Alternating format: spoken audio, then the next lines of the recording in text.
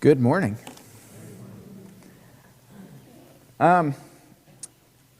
Our circle is loving neighbors, getting into the lives of our neighbors, moving them to loving God, getting them to worship, to fall in love with God, and moving them to serving others. We just read scriptures this morning about how important it is to serve others when we see people in need. If we close our heart to them, John says this is not love. Our theme verse is God first, and our theme is God first. Our theme verse is Deuteronomy 6:7. You shall teach them diligently to your children, and shall talk of them when you sit in your house, and when you walk by the way, and when you lie down, and when you rise. This quarter, we're talking about God and family. We're breaking this theme up into quarters. This quarter, we're talking about God and family. And today, specifically, we're talking about training. Training is very important, and anybody who's in sports or life or fitness or anything meaningful, even Bible reading, training is really important. Paul talks about beating his body and training his body into submission so that he can get to that goal. He sees that goal, he knows what the goal is, and he's going to get there. Training is very important. With that said, does anybody know what this is? What does that look like? What's that? A bunch of squares. Very good. You're very intuitive. A family tree, that's right. We had to do in college, or maybe it was graduate school, I had a psychology class and we had to do a family tree. And we were given pretty specific instructions, but we were supposed to write down the names as far back as we could remember. You begin with your parents, and then the siblings, then you kind of work backwards from the parents, and you go to grandparents, and then aunts and uncles, and you list everybody you can possibly think of as far back as you can possibly go. And with that, we were outlining personality traits and kind of habits that people pick up and, different personality, whether it's something quirky or just something that stands out. We were supposed to highlight those things and include those in the family tree. So it wasn't just names, in other words. But we weren't told why. And so for me, it was kind of a cumbersome project because I kind of, it was one of those things I was like, what's the purpose in doing this? If I don't know what the purpose is, it's kind of frustrating. Well, it turns out that he didn't tell us what the goal was on purpose. And so we pulled the family trees out, and he told us once we had them completed and we pulled them out for the next class, he said, your family tree determines where you are now and who you become. And I kind of balked at that, and I was like, what are you talking about? Like, I pride myself in being individualistic, and, I went out, and as soon as I turned 21, I graduated college, I jumped in the cab of a truck and drove truck coast to coast for a year, And I was like, I'm kind of this free spirit, and I just want to do it. I'm very independent. And so I was like, what do you mean my family background determines who I am? And we started going through them, and he started breaking them down. And my goodness, was it prophetic. You could almost go back in time before I was born and say, this is the path that's going to be marked out for you based on what you mapped out on your family tree. I mean, it was absolutely prophetic, and I couldn't believe it. And if you don't believe me, go and create your own. Go out today and make your family tree and write down everybody you can possibly think of and write down personality traits, and you'll find that you are who you are in large part due to history. And a lot of that's environmental. Some of it certainly is genetic, but a lot of that is also environmental. The environment you grew up in your home had a lot to do with who you are today. The environment your parents grew up in their home, has a lot to say about how they were shaped and who they became as individuals, as parents, and on and on and on. I printed off the first few pages of a pretty nerdy article from the Department of Justice This was a study done in 1993, and this also was very, very prophetic. I'm going to read you a couple excerpts from this, but this was, it's titled Family Life and Delinquency and Crime, A Policymaker's Guide to the Literature. This was, again, it's public domain. This was written in 1993, and it was a study into predictability. So can we look at family environment and kind of project where kids are going to wind up?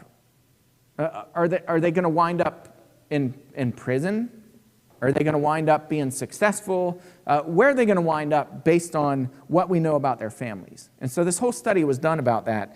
And I thought it was really intriguing and really important. So let me read you just a couple excerpts from this.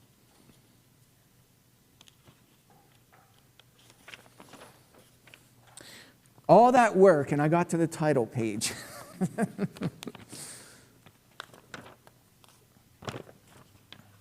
I should have been more selective on the pages I printed. Okay, here's the foreword, written by Jerry Regier, Regeier. Anyway, acting administrator of the DOJ. He says, the family is the fundamental building block of human society. Pretty powerful statement right out of the gate. Consequently, the foundation of our nation is only as strong as America's families. There's much to be learned about the effects of family life on delinquency and crime. Skipping down a couple paragraphs. The role of the family in the prevention and treatment of juvenile delinquency has concerned the Office of Juvenile Justice and Delinquency Prevention from our inception. The report you are about to read makes a major contributor to understanding of this critical topic. It describes not only how parental supervision and other aspects of sound family life prevent delinquency, but also how the absence of parental involvement or even negative parental influences may promote its development. The home is the natural school for children. It is certainly the first. Through bonding with their parents, children internalize the moral values that are likely to shape their future conduct. Accordingly, as the report observes, children who are rejected by their parents grow up in homes with considerable conflict and are inadequately supervised are at greatest risk of becoming delinquents. The family is under siege. This was written in 1993. Listen to this. The family is under siege. The chance that a child will reach adulthood raised by its first parents has never been lower. OJJDP is committed to strengthening the family, not simply to prevent delinquency, but also to protect the children of our nation. You hear what the report said? 1993, the family is under siege. The chance that a child will reach adulthood raised by its first parents has never been lower. Where is it now? It's pretty prophetic, isn't it? One more paragraph here, or two more paragraphs, short paragraphs. Families serve as one of the strongest socializing forces in a person's life. They help to delay gratification and to respect the rights of others. Conversely, families can also teach children aggressive, antisocial, and violent behavior. In adults' lives, family responsibilities may provide an important stabilizing force. Given these possibilities, family life may directly contribute to the development of delinquent and criminal tendencies. And then jumping down to the last paragraph here, research confirms that children raised in supportive, affectionate, and accepting homes are less likely to become deviant. Children rejected by parents are among the most likely to become delinquent. Studies also indicate that the child's disposition plays a role in this causal chain. A troublesome child or adolescent is more likely to be rejected by parents, which creates an escalating cycle that may lead to delinquency. In other words, it's really difficult to be a supportive parent of a child when a child rebels. But a supportive parent is important to keep a child from falling into delinquency. So it begins this vicious cycle where parents see bad behavior, and instead of correcting behavior and still being supportive of that child, they now become the parent that's constantly just, you can't do that, stop, no, stop, and constantly that turns into berating the child, and it begins this cycle that just spirals. And we find this to be true really often, and I think intuitive people just kind of do this, but sometimes we look at children, and Natalie and I will kind of elbow each other and we'll be like, where do you think that kid will be in 10 years? Right? It becomes very predictive based on behaviors. I was just talking to Bob a little bit right before I started here, and when he was an officer, he said it was kind of interesting, being an officer in Baltimore. Sometimes he would arrest people for really horrific behavior. And Bob would say, why would you do this? You know what their answer was? Because we were never told it's wrong. It's not that they were violent people. It's not that they were destructive people and they just like burning places down. It's that they were never told that this isn't right, that it's not good behavior. And I was telling Bob, I said, if I remember, now that helped me to remember, I saw a video just this morning where a little toddler in a diaper is out on the street, and there are these two police officers. And he's walking up to the cops, and he's using very explicit language, just punching the cops, punching them.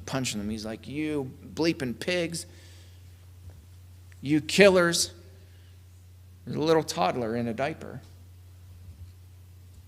It's environmental, and so the predictability factor goes through the roof, and you say, well, you know what this child's future is. This child's future is marked out for this child, not by fault of the child's own, but because of the environment this child grew up in, because of what this child is taught and what the environment and the dynamics are in the home. And so this passage, and it's rare that I preach on one verse for a sermon, but this is such a preachable passage, and these principles are found all throughout the Bible. We just had a whole Bible class this morning on this, how the way our children behave is not accidental. We hear that often, like, you guys are so lucky as parents that your kids are polite and they're kind and they don't rebel, and we're like, that's not luck. It's taught behavior. It's Proverbs 22:6 in action. Train up a child in the way he should go. Even when he is old, he will not depart from it. So this has application for how we fall in love with God in the home, and how we teach the commandments to our kids and beyond in the home, beginning in the home. The home is the most important place of education, place of worship. You can argue with me on that, but I stand by that point. The house of worship, the church building, is not the most important place of worship. Our home is. We get 1 hour of worship here, and it's important, don't get me wrong. It is very important. But the home is the real school of education for our children. It's where we teach them the dynamics of worship, how to worship, when to worship, worship habits. We teach them everything about church, whether it's important to even show up here or not. When we choose not to be here, we're teaching, trust me, go back and look at your family tree. We're teaching our children by every action that we do or don't do. Train up a child in the way he should go. There should not be many surprises. Now, there are always surprises in life, don't get me wrong. I'm not saying just because you train your child's always going to grow up, in the Lord. That certainly is not the case for a lot of children. And Ezekiel 18, I think, is pretty clear. The sins of your father doesn't make you guilty as a child, and the child's sins doesn't make the father guilty. We're all responsible for our own sins in the end. But we have a responsibility to set our kids on the right path, to train them up in the way he should go, and there shouldn't be surprises.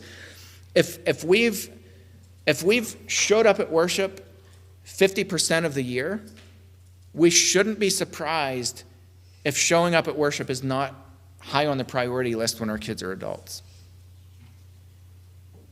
Train up a child in the way he should go. Even when he's old, he will not depart from it. And what does that mean beyond? One of the things that we teach our kids a lot, and they're really, really good at seeing this, is they'll see really rotten behavior with classmates, and they'll talk to us about this and be like, so-and-so was just being so bad and so disrespectful. And they're kind of trained now, and they know, like, our response often is, I wonder what their home life is like. And this gives you as a peer an opportunity to help put them on a better path. Because even though this becomes really predictable for behavior, it's not set in stone. It's not like, well, this is my family behavior, and I resign myself to the idea that, we talked about addictions, right? Like, my family has a long history, going back generations of addictions. Well, that doesn't say, well, because this is in my family history, well, I'm going to be addicted to alcohol and drugs. It's not determinative. So we have a responsibility as Christians to help people and help train other people. There are so many kids in this community with broken homes who don't have good examples as parents, or who have parents who just are not able to, or have single parents, or who have widowed parents. There's so many variables. And this doesn't just apply to our children. This applies way beyond that. We have such an opportunity to help train other children in the way they should go. Because what they learn now does absolutely affect, in a large way, where they're going to be in 10 years from now, 20 years from now, 50 years from now. It matters. Their environment matters. And if we can help change their environment, if we can help train them in the way they should go, we're giving them a fighting chance of not only becoming Christians, but of raising Christian families, of being contributors to society, and being moral and ethical and upright and kind and compassionate and loving, all of those things. So I read this, and when I see it, I say, okay, we can do our part, certainly. In our home, we can do our part. But we don't want to hoard Christianity. We don't want to take this light and put it under a bushel, right? The Bible tells us that a lot. Jesus tells us, don't take this lamp and put it under your bed. Let your light shine before men so that they can see your good deeds. Don't just train your children to train other people's children and to be an influence on other people. God will and God does bless this. We have ample opportunity to bless people, and let's not squander that. If there's anybody who has not yet taken the step to put Christ on a baptism, or if you have prayer needs, we'd encourage you to come up. We're all going to stand and sing this song together.